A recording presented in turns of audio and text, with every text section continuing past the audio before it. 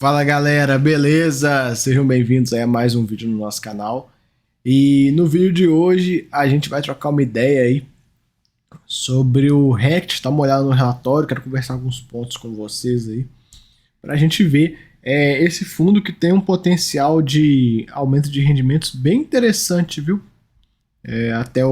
Daqui a um ano, né? Vai demorar ainda, é um processo um pouco mais longo para acontecer, mas a gente vai conversar um pouco disso. Tem aí um viés de se é uma oportunidade ou se não é, tem coisas que a gente tem que colocar na conta. Então vamos lá, vou começar a falar aqui no comentário do mês, não teve muito o que falar, o fundo pagou 50 centavinhos, patrimonial dele tem 94,34, valor de mercado 57,97, está um valor aí bem descontado em relação ao patrimonial, né? Isso aí é bem interessante da gente ver. O gestor até traz aqui, né, um pouco do valor contábil desses imóveis e o valor que está sendo negociado, a gente vê que vem sendo negociado com desconto, isso aí seguindo a grande parte dos fundos de lajes corporativas. As taxas estão aqui, dá 1,17 essas taxas somadas, a gente vai conversar um pouco sobre isso, né, poderia ser 1% no total, a gente já tá ligado nisso. São 79 mil cotistas, a gente já conversado do número de cotistas dele que veio caindo, agora deu uma reagida e tal, fica ali mais ou menos em 80 mil, não anda crescendo, nem diminuindo, né? Um mês cai, outro mês sobe e tal, mas está ali bem próximo dos 80 mil. Ele começa falando aqui nesses comentários, o primeiro ponto, uma locação adicional de uma área de 433 metros quadrados, de dos imóveis dele, a vacância caindo para 10,59, a conversão dos recibos da última emissão, que foi no dia 15 de julho, e um resultado acumulado que ele tem que está chegando próximo de 10 centavos, né? Bom, tinha tempo que esse fundo não conseguia segurar um acumulado e agora ele vem conseguindo, o que é muito bom aí para o cotista. E já em eventos subsequentes ele teve uma alocação lá em Brasília, foram mais 400 metros quadrados, aí a vacância, 460, né? Aí a vacância caiu para 10,09. Tá chegando, hein, pessoal, num patamar abaixo de 10. O gestor trabalhou ativamente aí, reduziu bem essa vacância e a gente vai conversar se valeu ou não a pena esse movimento, se é um estudo, né, se vai valer em relação ao preço que o fundo estava sendo negociado, se foi um bom ou um mau negócio, a gente vai conversar disso. A questão dos ativos aqui dele são, eu gosto de marcar aqui, ó, marquei para vocês os ativos que são ativos líquidos, né, renda fixa, o CRI que ele pode vender, ele já vendeu várias vezes por RQR, comprou e tudo mais, então acaba que é bem líquido. E a gente tem outros ativos aqui, o gestor não abre para a gente, teria que dar uma olhada no informe, deve ser alguns fundos imobiliários e tal, a gente acompanha isso aí. E por que eu falo tanto dessa questão dos ativos do fundo e do passivo do fundo? Porque esse fundo ele tem um problema grande, né? Ele tem uma alavancagem elevada, e essa alavancagem dele vem aí deixou o fundo numa situação muito ruim lá atrás, né? Deixou o fundo ruim numa situação bem delicada no passado. É aquela mistura de alavancagem e vacância que arrebenta qualquer fundo imobiliário, e nesse fundo aqui foi quase que uma tempestade perfeita, né? Foi pandemia, o pessoal deu vendo escritórios, aí veio duas emissões abaixo do VP, né, nesse meio tempo. A primeira que foi, para mim, foi o grande divisor de águas, enfim, teve essa questão toda, então foi criando-se até a tempestade perfeita. A gente consegue ver aqui 206 milhões de passivos, 1 bi de ativo, 20% de alavancagem nesse fundo. Recentemente ele pagou uma dívida que ele tinha, né, com essa emissão que ele fez, aquela dívida do edifício do Canopus, que era CDI, ele quitou ela, o que é bom. E um ponto que o gestor traz pra gente que, pelo menos acho que uma vez por ano, ele vai ter que fazer uma emissão para bancar aí as alavancagens. A gente vai conversar um pouco sobre isso, eu quero trazer a minha visão sobre esse movimento do que eu acho, né, melhor do que fazer a emissão abaixo do VP, às vezes um ponto que ele possa fazer uma estratégia, a gente vai conversar disso já. Aqui os rendimentos, ele coloca em relação a cota da IPO a R$100, né? Esse fundo veio ficou pagando 44 centavinhos, 50 e tudo mais. O patrimônio líquido dele, o pessoal pergunta às vezes, por que o patrimônio líquido está caindo aqui assim, né? É por questão de dívidas, né? As dívidas vão corrigindo aí o seu valor. aumentando de volume e aí elas vão caindo de preço quando tem alguma carência, alguma coisa. Isso acontece, é normal. Aqui os dividendos dos últimos anos, a gente viu que 21 maltratou muito o fundo, né? Maltratou muito o fundo em relação, por exemplo, a 2020. Então a gente vê aí aqui os imóveis dele. E eu vou fazer um comentário sobre o Matarazzo, pessoal. Muita gente fala, né? Eu falo, putz, vendeu o Matarazzo. Aí muita gente fala, que absurdo, vendeu o Matarazzo, melhor imóvel do fundo e tal. Ok. O ponto do Matarazzo, na minha visão sobre ele, que em relação ao portfólio do Rect como um todo, ele destoa no valor do metro quadrado. Olha só o valor. É mais que o dobro, praticamente. O mais caro aqui, ó, é esse de 12 mil. É quase que o dobro dele. E do restante do portfólio, em alguns casos, chega a ser 6 vezes mais. E qual que é o ponto do Matarazzo? O gestor ele exerceu a opção de compra que ele tinha lá no passado. Não aceitou a venda. A venda, se ele não exercesse, ele ia receber em relação a tipo uma venda forçada, ia receber uns 25, 26 mil metros quadrados, ele não aceitou, e em lives e tal, ele já falou que é algo que esse imóvel vale mesmo de fato, algo próximo de 30 mil metros quadrados. Aí, o que eu fiz? Eu resolvi fazer um estudo para a gente ter uma ideia aí, contando 30 mil metros quadrados, para a gente ter uma ideia aí qual que é o possível lucro para o cotista se vender a esse valor. Então vamos lá, ele comprou a 57 milhões de reais, o cap rate de 7,66, igual está no relatório, o cap rate não tão bom assim, né? Geralmente, pessoal, até um ponto entrando nessa questão, muita gente fala, por exemplo, do PVBI. Putz, o PVBI paga pouco, não sei o que. Galera, não tem como ter imóvel top pagando muito. A conta não fecha. Você não vai comprar um puta imóvel pagando muito. Não vai. Quem tem um puta imóvel, seja padrão construtivo, seja em localização, etc., não vai te vender barato. Não tem porquê. Se ele abrir a boca, um exemplo, usando o PVBI de exemplo, que é um caso muito clássico disso. Se ele abrir a boca para vender aqueles imóveis que ele tem, vai ter um monte de gente querendo. Então, para que ele vai vender barato? Então, geralmente, imóvel muito top, principalmente lares, é difícil vir com cap rate bom. Então, a gente entende essa questão. A receita mensal desse ativo, considerando aí esse cap rate e tudo mais, bruta, hein, pessoal, é de 364 mil, 4 centavinhos por cota aí. Bruto, tem os gastos e tal, mas, enfim, bruto. Vamos falar de valores brutos. O valor por metro quadrado está aqui, quantidade de metros quadrados, e aí a gente pode trabalhar. Deixa eu pegar aqui, deixa eu só botar um separador. Pronto. Se esse fundo vender esse imóvel por 30 mil metros quadrados, igual o gestor já falou algumas vezes, que vale próximo disso e tudo mais, 28, 30 mil, a gente pode mudar nos valores, vai dar um valor de 72 milhões de reais na venda, que dá um lucro de 15 milhões total.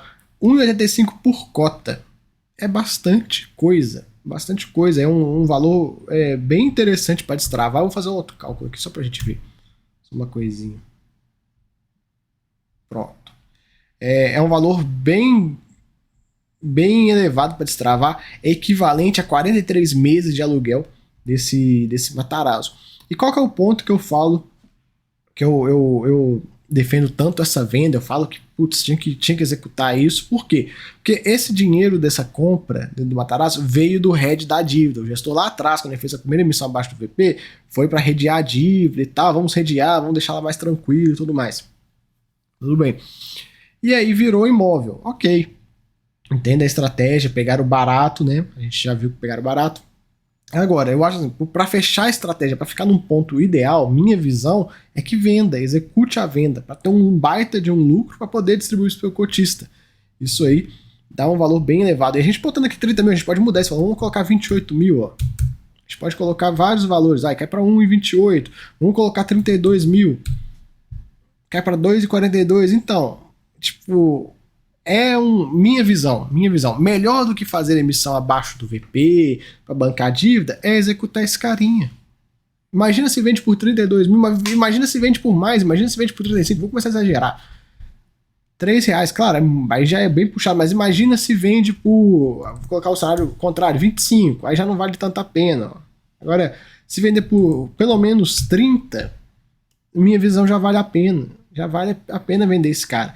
E aí você pega esses 1,85 aqui. Agora eu vou pagar esse carinha. Você pega esse 1,85 e divide ele em 3 semestres, né, igual os fundos imobiliários fazem, né, de dividir a conta em vários semestres, o pessoal costuma fazer isso, vai dar 62 centavinhos por semestre, que dá aí 10 centavos por mês a mais no rendimento do fundo. E aí, se você tirar os 4 centavos que ele pagava e tal, vai dar um incremento de 6 centavinhos para o fundo aí no final das contas. Então o fundo sai de 50 para 56 centavos durante aí 3 semestres. E lembrando que você pode pegar esse dinheiro que o comprador for pagando em prestações e botar uma correção nele, igual vários fundos que fazem esse tipo de negócio parcelado em semestres. Então, imagina o fundo conseguindo ter um valor aí de os 57 milhões de reais de volta e conseguir durante 3 semestres, 18 meses, um ano e meio, pode botar isso por mais tempo, mas enfim, um ano e meio, conseguir dividir esse lucro aí e entregando para o seu cotista, entregando. Cara, minha visão vale muito a pena. E aí imagina se ele consegue vender por mais. 32, olha para onde que vai. Deixa eu tirar aqui o valor que ele rende, que a gente fica com a fórmula completa, ó. Menos os 4 centavos. Olha o aumento que o cotista do REC ia ter, quase 10 centavos. E aí a cota acompanha, e aí o cenário começa a ficar mais legal. Enfim, minha visão quanto ao Matarazzo. Por isso que quando eu falo, vai vender o Matarazzo, eu não tô falando, tipo, vende por vender. Não, porque tem um puta lucro que pode ser destravado. E aí o fundo pega aí 57 milhões, deixa eu voltar para cá. O fundo pega aí 57 milhões de reais, que ele vai ter de volta aí do principal, e aí ele trabalha da forma que ele quiser para bancar essas dívidas aqui, ele coloca em outros CRIs, enfim, agora até um ponto interessante, né, pessoal, esse momento que a gente está vivendo agora, falando de CRI, alocação em CRI, ninguém quer CRI IPCA, tá todo mundo fugindo dos CRIs IPCA, você tem muita operação high grade, boas operações sendo negociadas uma taxa aí de 7, 7,5. Então, às vezes, vale a pena o movimento. Aproveitar o mercado, executa, pega a grana, compra CRIs, bons CRIs, com uma taxa legal, e aí faz o hedge da dívida, fica tranquilo. E aí tem que botar na conta também, né? Além dessa questão e aí já é um cálculo que começa a ficar um pouco mais complexo, eu não vou nem entrar nesse mérito aqui, de pegar esse dinheiro e colocar para redear a dívida, para ver quanto que daria. Quanto que ele daria. A gente pode fazer aqui de forma bem rápida, ó. Deixa eu pegar aqui. A gente pega aqui, ó, 57 milhões. Vamos colocar que ele invista esse dinheiro em CRIs aí dos mais variados. Vamos colocar que ele invista numa operação de... Deixa eu fazer um cálculo aqui só para eu saber. Um IPCA mais 7,5 daria aí 0,62 no mês. Deixa eu tirar só esse carinha aqui. Pera aí, faltou o 0,62% no mês. Deixa eu só ajeitar isso aqui pra gente ficar legal enquanto a gente vai conversando. Então daria aí um rendimento legal para o fundo, para ajudar a redear essa dívida. E esse rendimento aqui de 300 mil dá quase que a receita mensal do Matarazzo. Olha só que curioso, hein? Você pegar e comprar uma dívida, e fora que você está redeando sua dívida. Então, se ele vai e compra um CRI com uma taxa igual essa aqui, olha que interessante. Se ele compra um CRI com uma taxa igual ao cap rate ou melhor que o cap rate, tá aqui, ó, ele fica super bem. Imagina se ele, vamos dar uma exagerada, ele não vai fazer isso, mas imagina se ele compra um CRI de, vamos colocar uma operação um pouco mais arriscada e tal, um CRI de IPCA mais 10, daria 0,83 aqui. Olha o ganho que o cotista ia ter em relação ao próprio Matarazzo. Então o cotista ia ter o ganho na renda não recorrente e ainda ter um ganho do CRI. Então olha como é que ele ia conseguir redear a dívida. Olha que interessante. Por isso que eu falo, pessoal, eu não fico falando, vende o Matarazzo à toa. Eu sei que o negócio é o imóvel mais top, mas ele comprou muito barato. Eu espero que o gestor desse fundo Execute isso em algum momento. Execute e pegue esses 57 milhões aqui, compre CRIs, compre algum imóvel com cap rate igual, por exemplo, esse Barra da Tijuca no Rio de Janeiro, olha o cap rate. Olha o cap rate desse carinha aqui do Canopus. Claro, são os imóveis um pouco mais complicados e tal, mas pega desse aqui, ó, que tá 100% ocupado, ó, 12, enfim. Qual que é o ponto de todos esses imóveis aqui que eles são diferentes do próprio Matarazzo? São imóveis em localizações não muito óbvias, são imóveis aí em ocasiões diferenciadas, mas o fundo compra com um cap rate muito bom. Então, às vezes, ele pode pegar, vender o Matarazzo e comprar um outro imóvel, uma outra tese, um cap rate melhor, você melhora o rendimento do fundo, vocês entenderam? Entenderam? Você troca um imóvel, você faz uma troca de imóvel, destrava um lucro gigantesco pro seu cotista, melhora o seu patamar de distribuição, fica mais tranquilo e aí as coisas vão fluindo melhor. Eu falo muito por questão do lucro que pode estar acumulado nesse carinha aqui. Então, pelo menos minha visão quanto a toda essa questão do RECT seria uma porta de saída bem legal para ele fazer. Poderia comprar um imóvel para vender daqui a pouco, poderia botar em CRI para não precisar fazer emissão, enfim, tem N possibilidades. O gestor, pessoal, quando ele tem esses CRIs aqui, ele tem lá a necessidade de caixa que ele vai precisar para os próximos anos. Então, às vezes, o gestor poderia olhar e falar, cara, eu preciso de X milhões para bancar esses CRIs aqui nos próximos 3 anos. Pô, vendi um Matarazzo, peguei o 57. Putz, 57. Vamos lá, vou colocar um exemplo. Preciso de 20 nos próximos 3 anos. Vou botar aqui numa renda fixa no liquidez diária, deixa ali, e o restante eu vou investir no imóvel, vou investir no negócio. E aí, o cotista não ia ter que ficar se preocupando com a emissão abaixo do VP nos próximos 3 anos. Imagina como é que o fundo não ia reagir melhor, porque toda hora você fizer emissão abaixo do VP, você acaba com o fundo. Porque você tem o fundo estruturado de uma maneira. Aí toda hora você fica enfiando cotas nele, aumentando, você tem o bolo, né? Isso aumentando o número de pedaços do bolo, o rendimento não ajuda o rendimento vai continuar patinando. Então, às vezes, para as emissões, freia essa coisa de emissão abaixo do VP para pagar dívida, usa os ativos que tem na mão e trabalha com isso. E eu falo do Matarazzo, como eu falei, eu falo do Matarazzo porque já foi um ponto, né, que o gestor já comentou que vale algo próximo disso, de 30 mil, 28 mil. Então é interessante. Pode ser também que ele tenha outro imóvel aqui dentro, ó, que tenha um valor agregado legal, que esteja com um baita lucro e a gente não sabe. Então, quem sabe aí a gente tem alguma novidade em relação a isso, né? Seguindo, a gente tem aí uma taxa de ocupação do fundo aí em 9%, vacância de 10,6%, já reduziu bastante, e a gente tem aqui uma RMG que ajuda também a segurar as pontas para o fundo. Essa RMG, ela acabando, já vai aí prejudicar um pouco o fundo, principalmente essa área de vacância, mas a gente vai acompanhar. Pelo que parece, o gestor vai conseguir alugar mais coisa aí. Esse fundo está muito ativo, né? Tá trabalhando bastante para reduzir essas vacâncias que ele tem.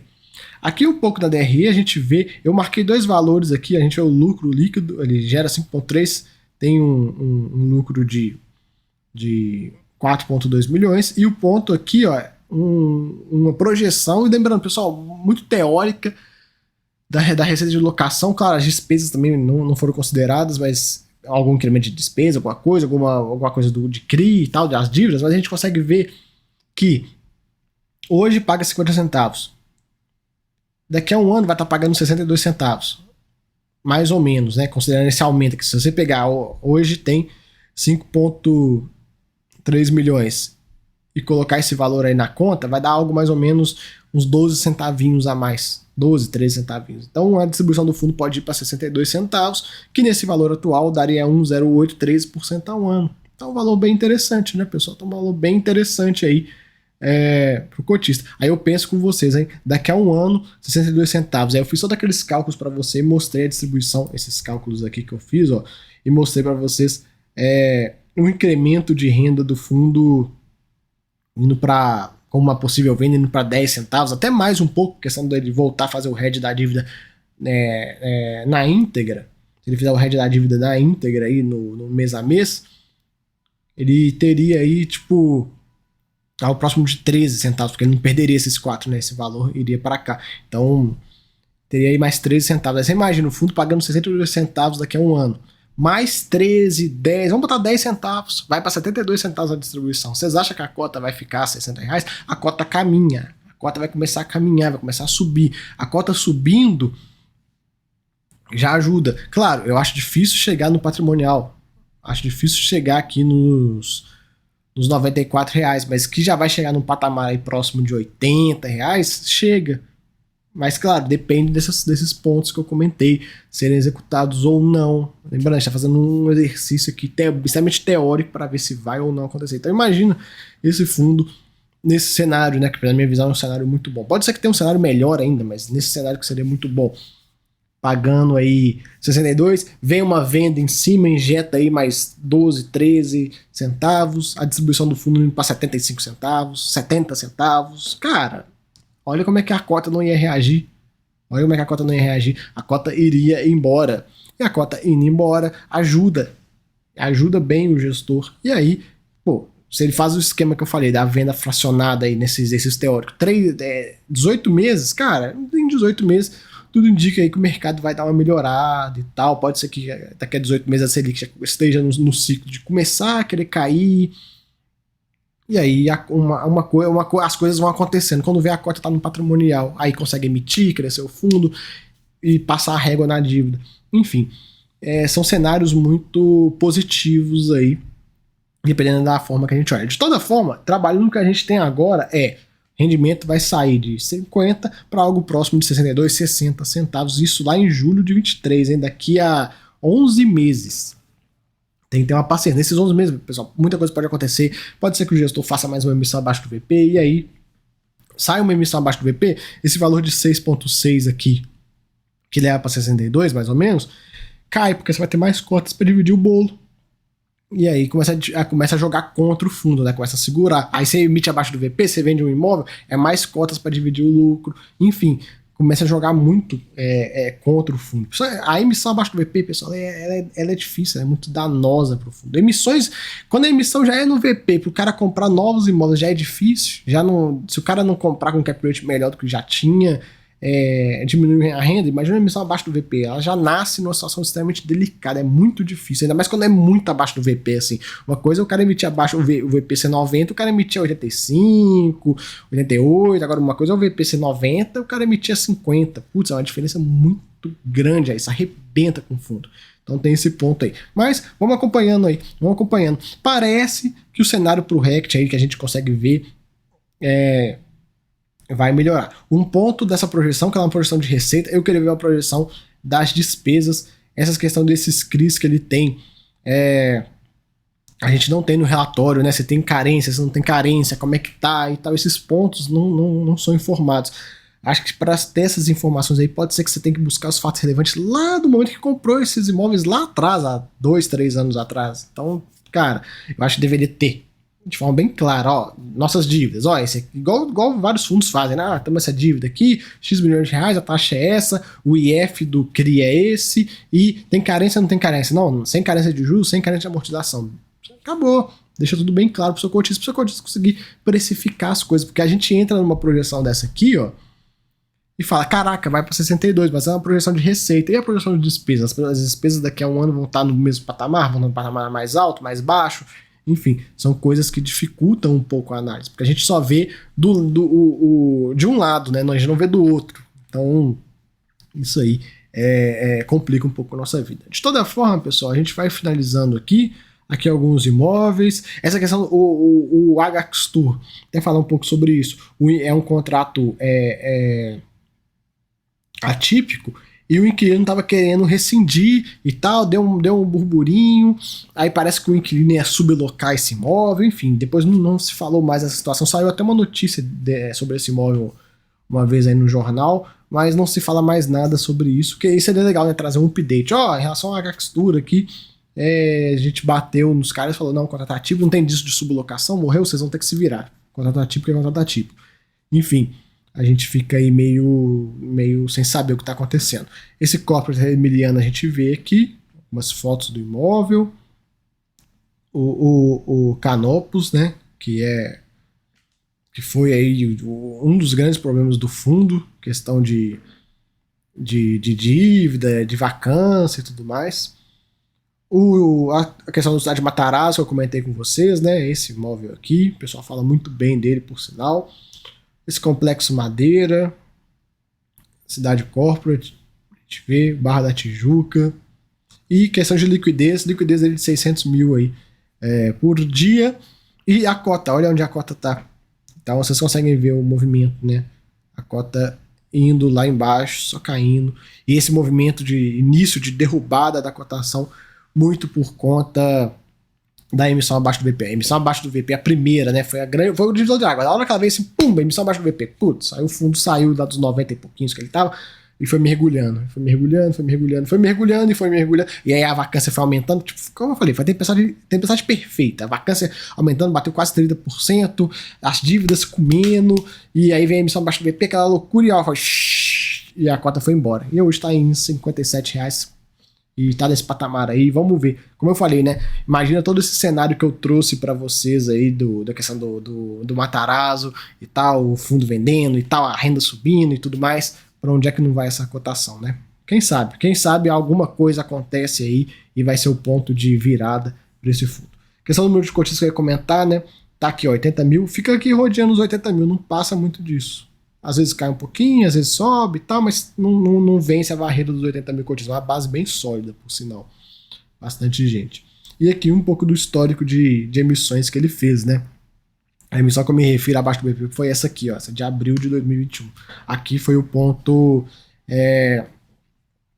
Foi o grande, para mim, na minha visão, o grande divisor de águas do fundo. A gente pode até vir aqui, ó, e pegar aqui, ó. Cadê? Janeiro 21, aqui, ó. Foi essa derrubada da cota, ó. Essa derrubada. Quando começou essa derrubada aqui, ó. Ó, aí foi embora. Mais ou menos aqui assim, ó. Abril, mar. Por aqui foi a emissão. Enfim, galera. Fica aí o vídeo do Rect. Vamos ver como é que o fundo vai reagir, o que vai acontecer e tal. O ponto principal do cotista desse fundo é não ter emissão. Enquanto parar, frear as emissões, tá tudo bem. O problema é se começar com a emissão em cima de emissão abaixo do VP e tal, e aí vai só deixar o fundo numa situação mais delicada. Mas de toda forma, vamos acompanhar aí, vamos vigiar, e qualquer novidade eu trago para vocês, beleza? Fica aí o vídeo, até a próxima, fui!